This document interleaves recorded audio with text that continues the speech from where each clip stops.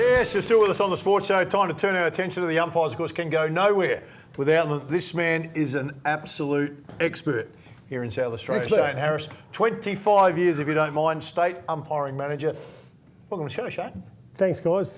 Great to be here and great to be representing umpiring, and just talking umpiring is really good news for us. 25 years in the post though, mate, and you still seem enthusiastic about it, still loving it? Yeah, What's Phil, the secret? Oh, I dead set love it. You know, when you watch young kids, 14, 15, 16, 17-year-olds grow into, you know, male and female, and off they go to Melbourne and umpire an AFL footy, flick the TV on, and here's Craig Fleer, Curtis Du Bois, Eleni Gluftis. Can't go wrong. Because we want more. We want more SA umpires in the AFL because these blokes fly over from with the three they had in the weekend all flew over with Richmond. They're all Melbourne blokes. Come on, give us some sense. But there is some very good umpires. Is what I'm saying here at SANFL level. There are some here's one for you, mate. I even got a Port supporter the other week say how good the umpiring was against Central District. How good's that? Yeah, it's interesting. It's very rare. It's the first time he's heard that in 25 years. It is rare coming from Albion, mate. It is. We do get a lot of comments that we do umpire differently in this state, and I think we do as well. I think we're coached differently. We do. And unfortunately, the best umpires have to go to Melbourne at the moment. Now, that might change. But it's no different to a draft. If we can get a young kid to go to Melbourne on a contract, AFL contract, it's sensational for us as well. But hopefully that'll change, and hopefully we'll get 3 or 4 of them back with us.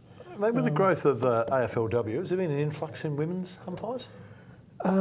Minimal. What we've found though, Phil, is we've got a junior female academy up and running. We'd have 32 young females in it, and all those females actually play footy somewhere, and they umpire. So they umpire one day and play the next.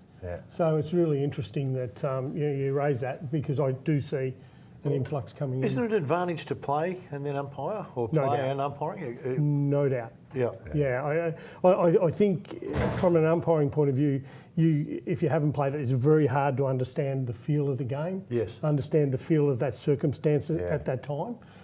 So if you have played it at a reasonable level, and I'll use an example, I don't know if you guys might remember Peter Cameron back in our day. He actually played under 19s for Richmond. And you could see in his umpiring, the way he was with players, the feel for the game was well and above. So where are we at, mate, with the rule changes? When the AFL comes out and goes, right, we're going to go bang, bang, bang, bang, we're going to change all, we do this, and this. Do they send something over to you going, hey, listen, this is what we're doing and whatever, and then you decide which areas you'll take yourself and leave the others out? Is that how it works? Look, to be honest, our preference is to align with the AFL. I think, to be fair to all competitions, we should be aligning to the AFL where possible. But if we use the stand rule, which is the mark, we would have had a good with our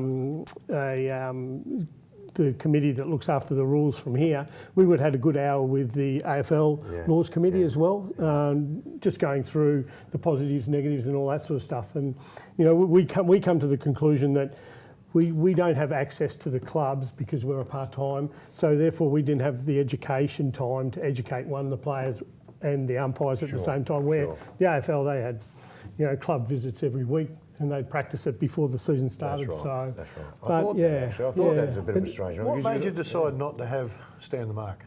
Oh, just from that point of view, trying to educate, and the penalty is huge. A 50-metre penalty, even a 25 in our football on only a Glenelg or Norwood, from a wing, it's nearly a shot on goal. It's a huge penalty. But I'm interested in the common sense in umpiring, because we all know there's rules, and then sometimes unusual things happen. And I reckon we do it really well here with the umpires. They tend to look at it and go, there's a reason that's happening. There was one in the weekend in the AFL where the guy was on the mark and he couldn't put his foot down because he's injured. So he hopped onto his other foot and they gave him a 50-metre penalty for it because he couldn't stand the mark. You go, how often do you reckon... That's a common sense. Yeah, common sense applies more than the rule. Yeah, it's tough one to teach. No, it's really important, Phil. And I mentioned about coaching. We coach a little bit different here, and I'm lucky enough to have a coaching background. When I give away umpiring, I was fortunate enough to have contact with David Parkin at the time. And Great man. It's sensational for me. Put me on the right track, and I went back and did sports coaching and admin. And what I realised, umpiring is not about that decision there. It's about a philosophy behind the direction, because there's so many grey areas. Yeah. You actually teach a philosophy. So if I give an example this is of common sense. If I give an example, a player is tackled, is he pushed in the back or does he drop the ball? Our philosophy is, well, we want to give it to the ball player, or on the side of the ball player. So we promote him to go and get the footy. So we would pay in the back. Yeah. So all of a sudden, if I can get 20 umpires doing the same things like robots, we become consistent. Yeah. So that's where the common sense comes into it. Mate, you touched on the word consistency. Toughest thing for coaches when they coach, they're trying to get their players to play consistently. No different for the umpires. How difficult to get that consistency into your guys? Yeah, it's very tough below league level. Once you've been through the system 3 or 4 years in our coaching philosophies, then it's drummed into you. And we have team rules, no different to the players. And clubs, we have team rules. In certain circumstances, this is what we've got to do. If we're going to err, let's err on side of the ball player. Things like that just provide us with consistent umpiring.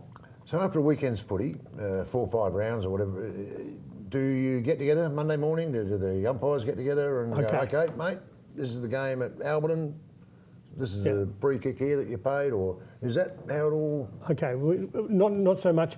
We have 2-hour contacts with the umpires on a Monday and a Wednesday night. It is pretty thorough. I have a coach at each game that will code all the umpires' plays.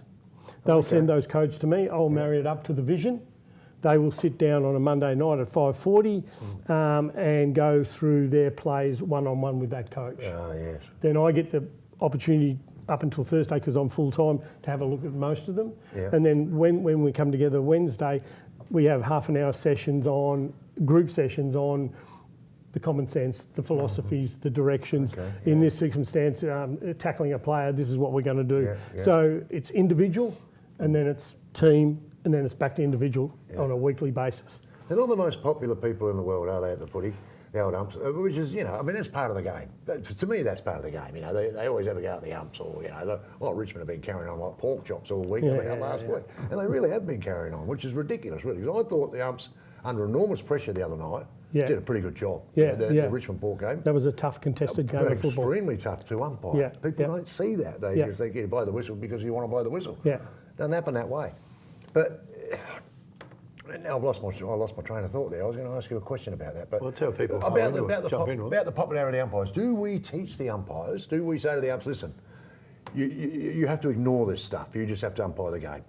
Because they'd hear a lot of it from the fence, the old goal umps. This is, whatever. It's interesting, Barry. I think by the time you get to AFL, even by the time you get to league footy with SANFL, it's water. Half the time you don't even hear it. It becomes, especially at AFL, it's just a roar. You don't hear the individual comment until you're walking down the race. And they were sometimes unpleasant, but it was a part of the game. It was, people pay good money to go, but it has improved dramatically. In my time here, 25 years ago, it was unbelievable. I agree, mate. Where now, we're pretty well respected. I agree. I agree. There's only still a few. I mean, someone always wants to blame someone. It's like if I drive my car down the road and drive into the back of someone, I'd blame them for being on the road when nothing anything to do with it. So umpires do a great job, but we lost. So it's clearly their fault. It wasn't the bloke missed a goal straight in front of all those 15 points on scored. I mean, one of the things I've always enjoyed about the umpires, I think a couple of things with you guys, is the great camaraderie that you guys have. I've been envious as a basketballer. Footy has it. After footy finishes, they remain great mates. Or you turn up, there's this great sense of loyalty amongst the group. And your group has that. You walk into it and you go, wow, that's special. Do you reckon that's something that just has built naturally, or you guys have built it over time? I think it happens naturally, Phil, and it's really important to us, the environment that we create as a group, because as you said, Barry, it can be very negative. It can very get you. Absolutely. But if you come to training on a Monday, Wednesday night, you're amongst your mates and the environment is right, we are massive on it. And we make sure that, it's one in, all in. At the end of the day, if someone's getting attacked, then we're all behind him. And I'll give you an example. Last year with COVID, we all knew we didn't get together at once. It was all via Zoom. It was all individual training programs. But the first night back, I could see umpires were really swelling up just to be back with their mates. And that's a part of the environment, So we did a game last year at Alberton, I think last year, or it would have been the year before, where we were allowed to go out and talk the umps at before the game. They were out in the middle of the ground. It was just with me and Ando. It was just unbelievable. I walked out on the middle of Albion Oval, and they were in a group. The goal lumps and all that. What struck me was if you were a bit nervous before a game, there was none of that. They were all having a joke with each other and laughing and, mate, you're right over, wah. And that sort of shocked me a little bit. I thought they'd be very, very serious and, because I had to go at I think it was Lawman and Pank or... National Pharmacies. National Pharmacies, that's what it was, about the optical. Opticals. So you want sponsoring Specsavers. But, these guys have got a job to do. They've got a game to umpire where they could have easily just given me, or fobbed me off. They had a laugh. They had a bit of a laugh and they were very friendly. But what got me was how well they got on as a group. And then off they went to their various... Just a quick one, Phil. Just touching on, your environment and that starts right at junior level. Yes. We're big at it. You come into umpiring and we get a lot of players that play an umpire on the Sunday and might play on the Saturday, and they get into the environment and they love it. Yeah. So where there's a dropout rate, 16s and 18s, they actually stay in the game and become really good umpires. Hey, mate, quickly, because we've got to wind it up. If I want to be an umpire, how would I go about it? We don't want you to be one. No. Phil, goal umpire. Way past it, mate. Way past it. No, the best way, and really now is a good time because we've got free basic umpires courses in the school holidays. If you jump on our website, SANFL website, all the information's there. Fill out your forms and you're in. Way you go. Shane, really appreciate you coming in, mate. You need to support the umpires, and if you think you want to have a crack at it, you should go out. It is something you will thoroughly enjoy. Exactly. Stay with us. Still, plenty to come on the show.